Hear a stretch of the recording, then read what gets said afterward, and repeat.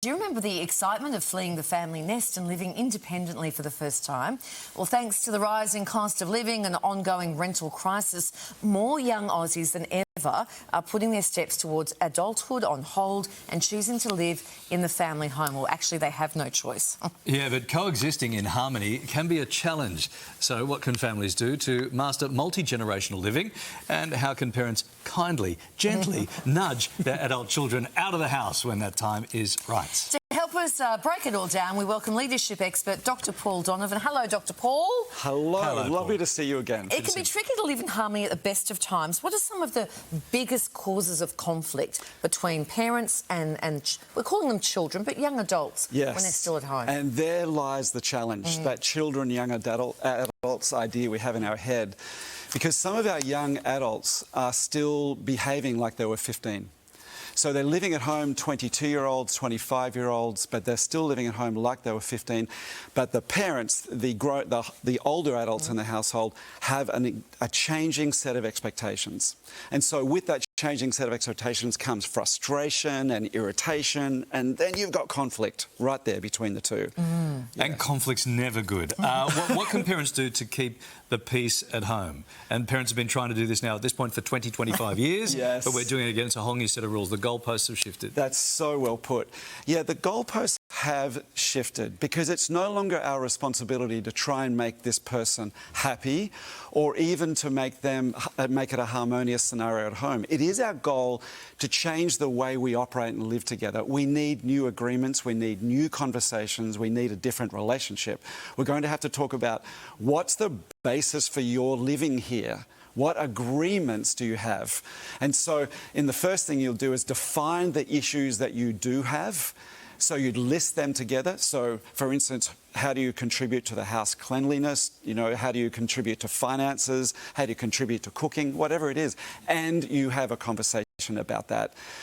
Ultimately, you'll need to finalise agreements around what their responsibilities are in each of those cases, so that you can have agreement on them. But you're saying it's got to be a conversation because that's what we want as parents. What are your expectations? But they've also got expectations because these are young adults themselves. So they then come back and say, well, Mum, OK, I'll do this, but this is what I expect too. Yeah. So that's a really, it's beautifully put. And unless we go... I don't adhere to that.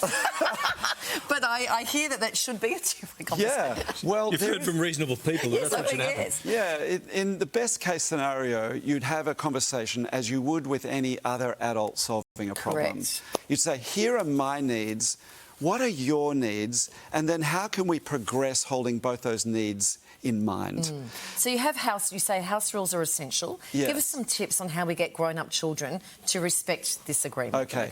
So in the first instance, it matters how you make the agreement. And so we need to, this is not something you impose. It's not something you just, as you're walking out of the kitchen, decide to say, oh, by the way, you're cleaning up the kitchen every night now or 3 nights a week and walk out.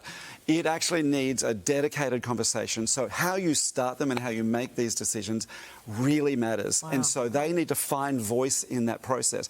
But once you've found the agreements, then you'll need to find the Iron Maiden inside, Kylie, to be able to hold yourself and hold them accountable to whatever consequences may be if they don't honour the agreements, because this is now adults.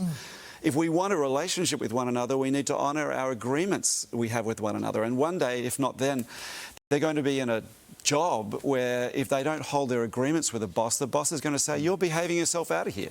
And this is where it starts at home. Just so you know for the future, Kylie's Iron Maiden isn't on the inside. It's right out here. Now, OK, so the kids are growing up and they're working and they're making money. We've supported them through school with pocket money, we've fed them, we've clothed them. Is there an expectation now that they're going to contribute to the funds? I think it's healthy if there is. I really do, because what we don't want is kids being at home simply because it's the easiest option. So if they're at home, then they've got a contribution to make. Now, it doesn't mean that being at home isn't necessarily the easy option, but what I do mean by that is we don't want them just taking whatever's the easiest option and therefore I'll be at home.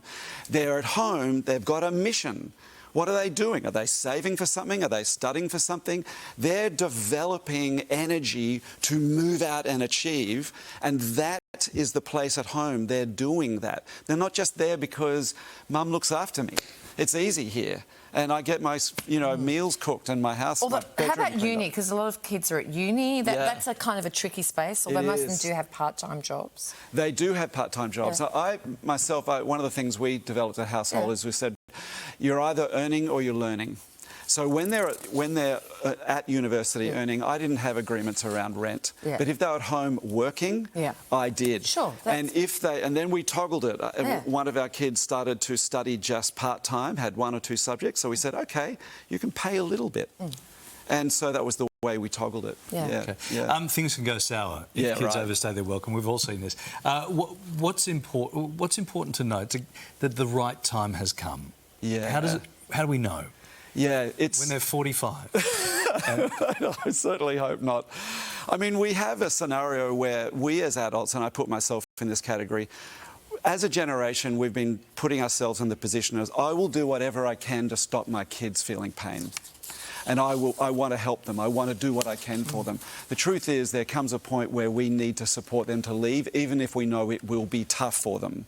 And we don't want them at home just because they can sort of trance out, take it easy. So when you think they're there and avoiding life, it's time for them to go out and face life, and that's the time to nudge. That's the time to hold on to your agreements and say, listen, you're behaving yourself out of here now. Okay, we've got a tips page for having that conversation, because it can be a difficult one. As you say, you're using the word nudge a lot. So, nudge. Okay, so here's time to move out. Here's some tips.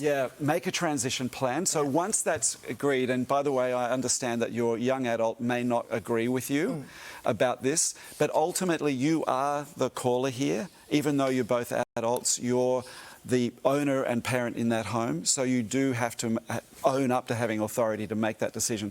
You make a transition plan, you're calm, you love them to pieces, but you are so clear about what's happening. You set timings, you hold your course over that, because the transition is, you don't want it to be messy, you want it to be crystal clear about who's doing what and when. And then hope they don't know about squatting rights. Dr. Paul, thank you so much. It's a pleasure to be here. It's been great to see you. Ahead for you, the fitness world record, So Extreme.